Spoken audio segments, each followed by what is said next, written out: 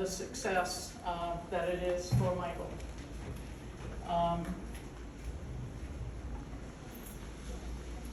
One day, after several situations triggered a thought that maybe you should apply for the position of executive director of the Beth Wright Center, and you did, and eventually you were hired.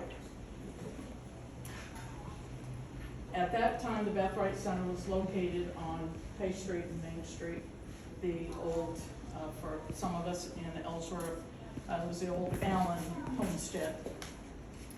Not having much background in cancer at the time when you started, except through your experience with Island Connections, you remembered how far some of these people that you were traveling had to go to get cancer treatment. There were a lot of challenges in the 70s and 80s for cancer folks. And you found, by listening to folks and what their challenges were, you could begin to build a foundation of programs to help them. Working with the American Cancer Society, you were able to build support groups and volunteers to help patients with their concerns. Then, of course, we have to fund those programs and concerns. So began the Walk for Life, the Ride for Life. We then moved into what you're standing in, this particular part of the building. And when that happened, so began the capital campaign, and we were able to put up the new addition. With that came, of course, more funding. So we entered into something called the Pumpkin Smash. Hair benders helped us with that. Tropical concerts called Flash in the Pan. That was a huge success for us. Later on, you began a relationship with Healthy Acadia to develop the Patient Navigator program for Down East. We also had the Down East Living with Cancer Conference, the Washington County Cancer Conference, all started in 2007. The list of collaborations with other organizations that would complement the mission of the Beth Wright Center began to grow. Maine Cancer Foundation, Mary Dow Center, Lafayette Center, American Cancer Society, Dempsey Center, and the Christine B. Foundation, to name a few. Michael, 18 years later, you have brought the center to a place in Hancock and Washington counties that is recognized and respected as a place that cancer patients, caregivers, family members can come and find help for their stress and fears trying to navigate this horrible disease.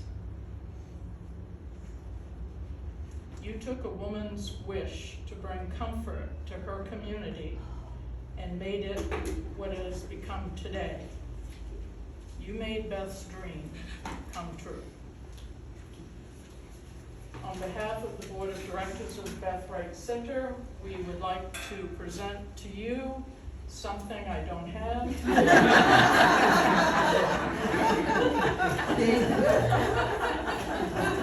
Thank you. And we'd like you to open this. As I reiterate, it's not all, we've all been possible without me. My greatest skill was to get all you people involved, and a lot of you were doing it anyway, so it's our success, but I guess this is mine.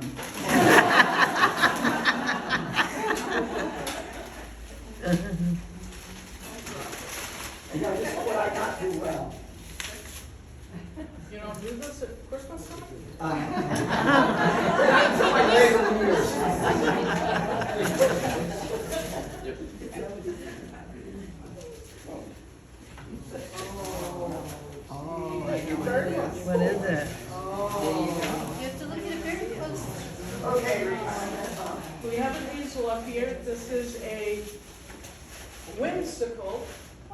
rendering of his career, so to speak, at the Beth Wright Center. Michael, can I see too? We can pass it around, but No, we're not gonna pass it around. don't drop it. Is he gonna trust us? No, I wouldn't pass it around. Is there anyone else goodness. that Let me wants see to that. say a few words? Oh my God, I'll have to look at it later. Oh my gosh. Member of Custom Lodge in Addison, Michael Reisman, Executive Director of the Wright Center. where he belongs. I wonder where that came from. And we have been Who did it? part of this Oops, watch ever it. since it started doing the What's auction. that say?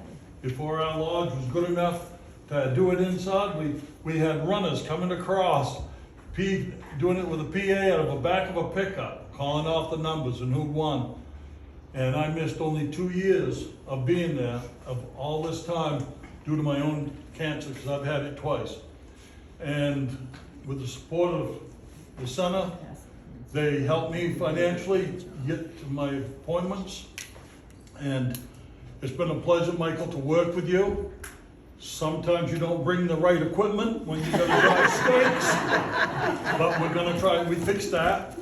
He was so proud this year when he showed up with a 3-pound maul to drive stakes into a box. Look what I got. It took me 18 years to figure it out. A few years before What were that, the he stakes came with this for? little tiny hammer, and I believe it was Oh, pink, that. and he told me it was his wife's. So now he has his own equipment. But Michael, it has been a pleasure to work with you and for everything The what? the center has given to me and everybody in Down East.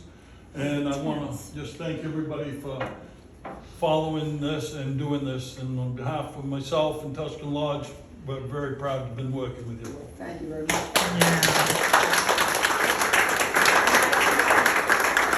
Another example of when you reach out and help people, it's returned many-fold, and I think that's what we've learned is that we help people a little bit, and then they come back and help us a lot. I'd like to say something. For you guys who don't know who I am, I'm Wayne Wright.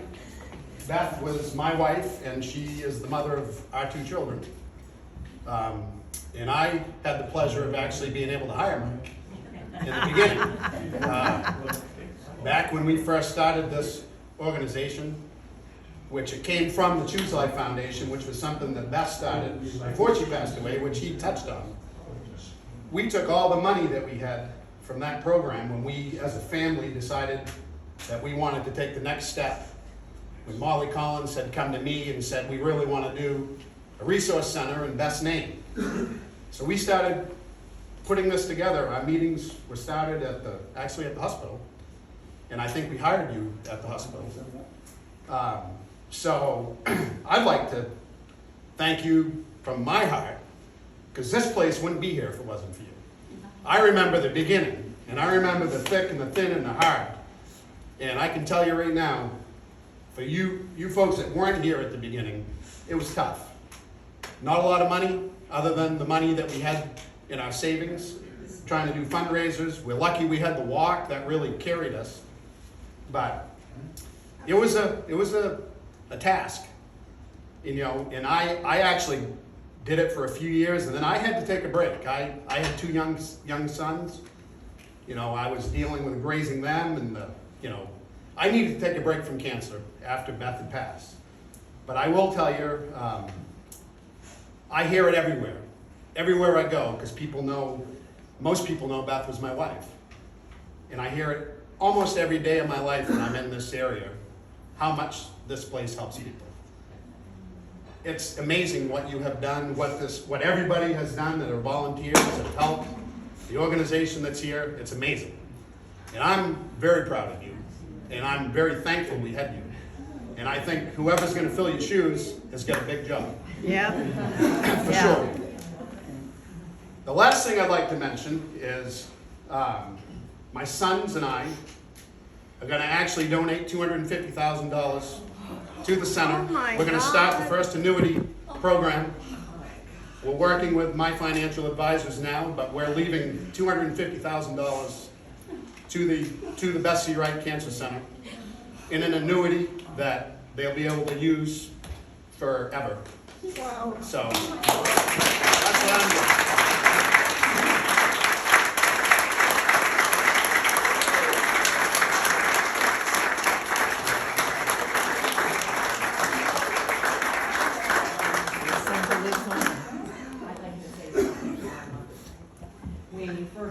we can't begin to thank you enough on Councilman Freeman's from the board, and I can't even begin to say what that means to us. But like you, I would just like to echo this man that I've had the privilege to be on the board with for a number of years. And I was a nurse at the Mary Down Center, so I know from personal experience that anytime I called on behalf of a patient, whether it was to have a lawn mowed or a game of cribbage by a man that was just looking for male company and not talking about cancer, he always found magic, and they happened.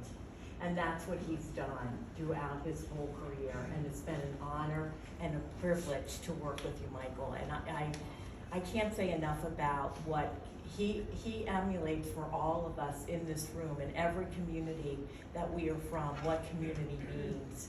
And because of him and the magnetism of him and people like Wayne and everybody else, this happens. And I can't thank you enough for everything.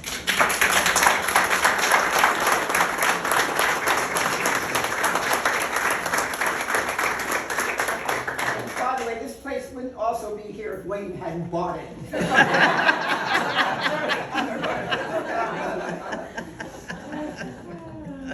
Anyone else? I don't want to go up front. You don't have. I just want to tell you how much we love you. You started, and I knew immediately we made the right choice. I'm Beth's mother, and this is her dad, Joe.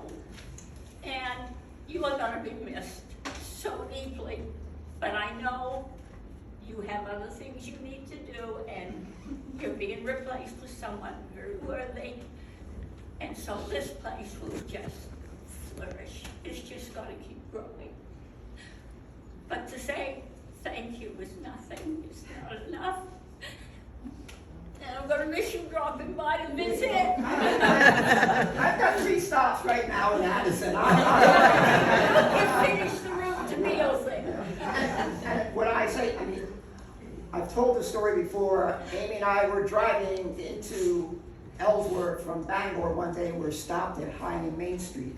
And I looked up and I saw this white building with green shutters, you know, on the other side of High Street from us. And I asked Amy, has that house always been there?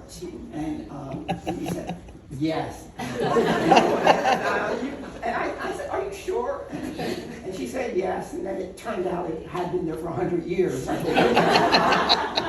And when I applied for the job at the Beth Wright Center, they told me about the space that this is like, I applied for the job probably a few months later. It was pretty close to, and they talked about this nice donation that had been made by Lorraine and Joe Saunders of the house. And they told me where the house was, and it was that White House with green shutters.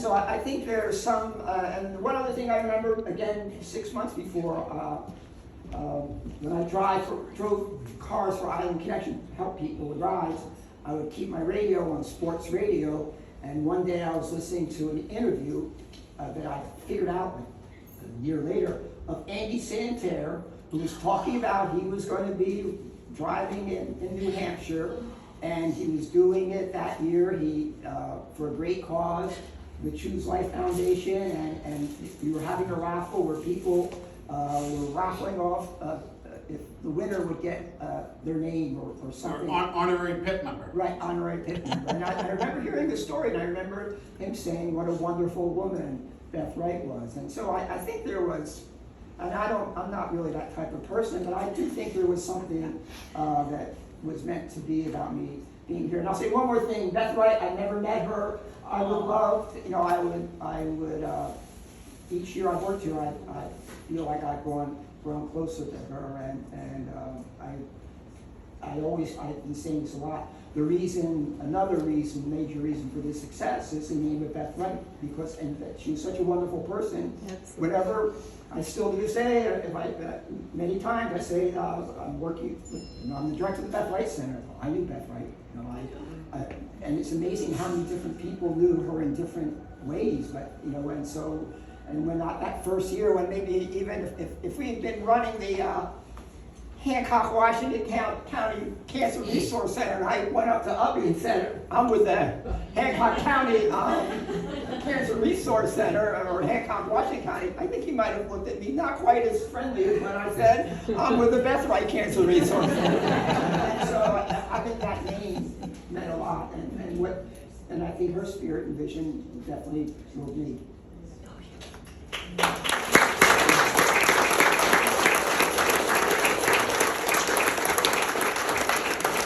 Actually, Mike, just to top that off, Andy Santerre won that race. He actually won that race at Loudon, New Hampshire. And he told me he felt Beth beside him. He told the Boston Globe that too. It was right in the Boston paper. And there was an eagle. All the sponsors took their names off, and the eagle covered his whole front of his car. It was across the whole top. And he cleaned house. We were there. Anyone else like to say a few words? Yes? I'd like to speak. I'm Tammy Dinsmore, and I am a case manager at the Regional Medical Center in Lubec. And Austin, my husband, works with Tim and Lynn. We know them, so there's a connection. Yeah, well, he's friends of him. Okay, they're friends, and so I know them through that. But years ago in Lubec, my dad had cancer. He had colon cancer, and he was terminal. And my boss at the same time, who was 42, was terminal. And they were really struggling. And one winter night, it was in the middle of a winter storm, I think, and I got home and I said, get in here, Keith's on the phone. And Keith never called with requests. And he said, Tammy, I said, what's up, Keith? He says, I want you to call this Michael Reisman from the Beth Wright Center, and I want them to come to Lubec, like tomorrow. And I said, okay. So anyway, I thought, well, I'll look him up. No, I'm telling you, if you do nothing else, they're coming to Lubec. So I called the next day, and, hi, Michael, I'm, explained, and I said, Keith would really like you to come and do a support group in Lubec. And so Michael said, sure, if they want me to come, I'll come. So a few weeks later, he came to Lubec. So my dad, he didn't want any part of it in the beginning. And maybe he was like some of you survivors. And he's a very positive man, but he said, no, I'm not going. I am not cancer. I don't want to be known as cancer. Long story short, I'm one of 5, and I'm the most vocal. And they all said, shh, he doesn't want to talk about it. I said, you're going to go. Just once, I beg you to go. He went, and he never missed another support group. He absolutely loved it. And my brothers were like, what was so important? And he said, it was a connection I had with people who knew what I was going through. I really thought that my family was enough. We're very close. So from there, they started, there might have been 3 or 4 the first time. By a year, we had like 11 or 12 every month that came from Cutler, from Machias, from Eastport, wherever. They all came, and they had a very, very intimate, it was a wonderful group. But I have to say, no matter what they come up with, they'd say, Michael, we want this. He'd go, okay. And it came. So came May, I guess, and Dan knows about they used to have the cancer conference down in Augusta. So Michael said, we'd like to take some of you to the cancer conference. So some of us went, and the next month they said, we want one in Washington County. And Michael said, you want one? We'll have one. And I'm thinking, oh dear, this should be good. So the Cancer Society said Ellsworth, and I don't know if you people, I'm sure I can say this and feel really confident, they thought that was Washington County. So my father being a native from Lubec and Keith being from Connecticut and moving to Lubec, they said, this is not Washington County, Mr. Was that in Kip? Kip, right, yeah. And I thought, oh, here we go. And so anyway, Dad said, we want one in Lubec. We have to travel brewer for everything, and we're tired. Michael said, and I thought, oh no. Michael said, you want one in Machias? We'll have one in Machias. I did negotiate with them, you know, instead of Lubec, I said, how about the Giants? That's right, because we said, there's no way we can have a Lubec. Well, Washington County, that's right. So, and I thought, he's saying it again. If that's what you want, we'll have it. And that was always his motto. And we had wonderful success with the Ellsworth one. We have wonderful success with the Washington County one. And they had a motto at that cancer support group, and it was, let me see if I get it straight. The diagnosis is a fact, but the prognosis is an opinion. And I'm going to share one more little story, if you bear with me. We had a lady, and she was a darling lady, Tina Bridgel. She came in to the conference with her cane, no hair, and looked like death. I mean, her skin and everything. And she said, is this the cancer support group? And I said, come on in. And there was like 11 of us sitting around the table. And she said, I've been given 6 months, and I'm going to die. And I don't know if I want to be here or not. I had to get up and leave and pretend. I think I got an ice cream cake from something else, and I said, we're going to have cake. And I served it. And they go, where'd the cake come from? Never mind. And I was so uncomfortable. 5 years later, Tina had the Gamma knife that Michael had looked into in Boston. She got her hair back. She lived by that motto. And she was very active in the cancer conferences. And that's just one of the success stories of that cancer support group, and how important cancer support was to my family and to all those people in that group. Keith never got to see a cancer conference. He died. He had non-Hodgkin's lymphoma, was supposed to live, and he got a secondary cancer on top of it, lung cancer. But even when Austin and I went to Connecticut, where he went back to be the family, he said, I beg you, Tammy, promise me something. And I'm thinking, oh no, what's this gonna be? I said, I'll try. And he said, keep that cancer conference going. Please keep that cancer conference going. And he said, it made my life. It gave them hope, even though they both knew they were terminal. And I'm not kidding you, it was the most surreal, beautiful experience. And at my father's funeral, I'll never forget, I looked up and I was talking, doing the eulogy. I said, oh, and there's Michael. And my family said, oh, there's Michael. You know, and he came to Lubec for the funeral and everything. And it was just, I mean, I used it as an opportunity to encourage people.